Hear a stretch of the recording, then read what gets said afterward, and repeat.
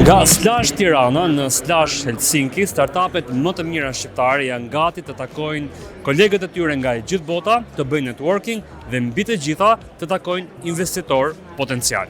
Dhe Geek Room së bashku me Protik është këtu për vitin e 2 të radhazi për të ndjekur më nga afër startupet shqiptare dhe eksperiencën e tyre këtu në Slash. Në këtë video ju tregojmë rrugtimin e startupeve shqiptare në një nga eventet më të mëdha të startupeve në botë. Ja çfarë presin nga Slash Helsinki dhe se si ju duket kjo eksperiencë deri tani. Tea dhe Rezi nga Protik kanë biseduar me ta. Si ju duket eksperienca në Slash?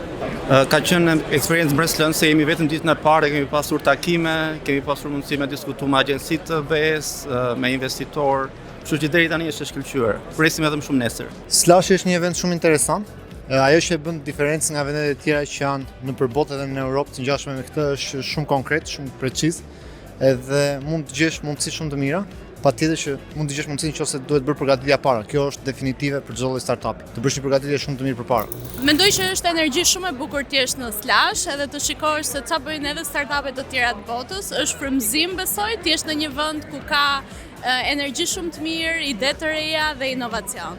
Eksperienca në Slash ishte fantastike. Ne si Katalogim kemi bërë goxha takime me investitorë të ndryshëm. Është një mundësi fantastike sepse janë mbi 30.000 attendees dhe ky event është i fokusuar tek founders. Mendoj se çdo startup duhet ta ketë në eksperiencat e veta. Ndihmon shumë për pjesën e networku-t, të kontakteve, njohjeve.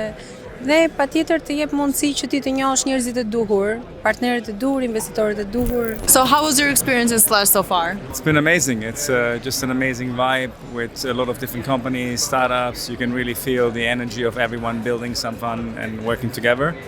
And also like the pure fact that we have the whole ecosystem here, founders, investors, partners, potential clients, and just really nice environment. Eventi jashtëzakonshëm, se di ku do ta takosh, edhe kur e takon nuk e di kur ku do të çoj. Jashtëzakonisht mirë gjitha takimet, gjithçka ka shkuar jashtëzakonisht mirë, eventi jashtëzakonshëm. Slash në fakt ka një energji krejt ndryshe nga gjitha organizimet e tjera, që mua në fakt më pëlqen goxha, sepse këtu kupton se sa shumë mund pritet ideja jote dhe këtë ti e kupton momentin që ti del nga tregu yt lokal.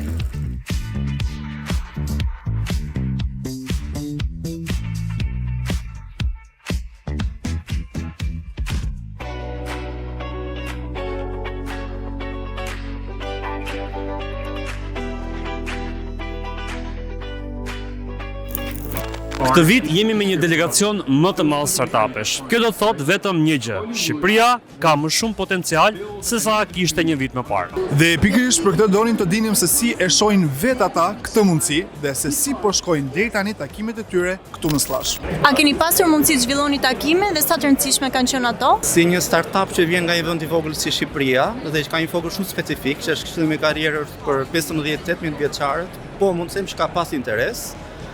Kemi takuar një agjensi të Bashkimit Evropian që mbështet startupe me grante dhe ishin posaçërisht të interesuar për produktin që kemi nxjerr. Jemi optimistë edhe për takimet të tjera në vijim. Ajo që mund të them është që edhe side events të Slash kanë qenë shumë dobishme për natyrën e startupit tonë. Një takim shumë i rëndësishëm ka qenë me Google for Startups. Ajo që bën diferencën është që disa nga këto takime mund t'i bësh online në Zoom, por këtu ke mundësi të takosh dhe të ndërveprosh me inxhinierë të Google-it në një nivel goxha të lartë. Pas takimit me Google, disa takime shumë të rëndësishme ishin me kompanitë automobilistike nga BMW, Volkswagen, Ford, Volvo, Polestar që janë lider në tregun skandinav. Pas Slashit këtu në Helsinki kemi mundësinë që të shkojmë në Gothenburg në Suedi për të bërë një takim me këto kompani dhe për të parë se si startupi jon në fushën automobilistike, në pjesët e përdorura, riciklim, riparim, ripërdorim, përputhet me vlerat e tyre në vendet skandinave dhe për të mundësuar të shtrihemi në vendet skandinave që është mundësi reale dhe një nga objektivat tonë më të mëdha për këtë vit. Unë vi kryesisht për networking, për të bërë kontakte të reja, kështu që ka qenë e rëndësishme. Kam takuar goxha njerëz që kanë startupe, që janë pjesë e ekosistemeve, investitorë gjithashtu.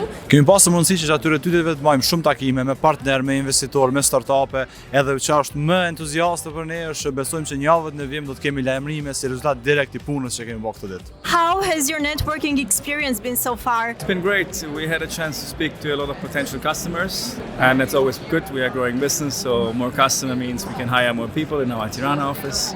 and grow the company. So it's always positive for us. Ne kemi zhvilluar takime me disa investitorë të huaj dhe presim që të krijojmë partneritete të reja me ta, si dhe cilëlim investime në Shqipëri. Në fakt kjo ishte surpriza më e madhe për sa i përket Slashit, sepse kemi patur mundësinë të ulemi edhe të takojmë investitorë të ndryshëm, por edhe startupe që lidhen në mënyrë direkte me vetë problemin që Medapi kërkon të zgjidhin në Shqipëri.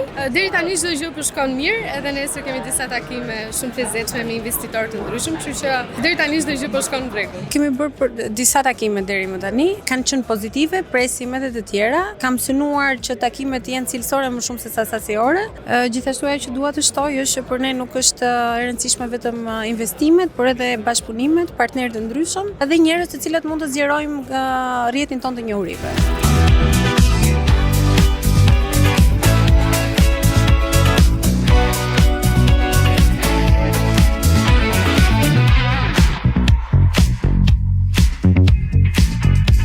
Për disa prej këtyre startupeve, Slash është vendi ideal ku idetë e tyre marrin një formë konkrete.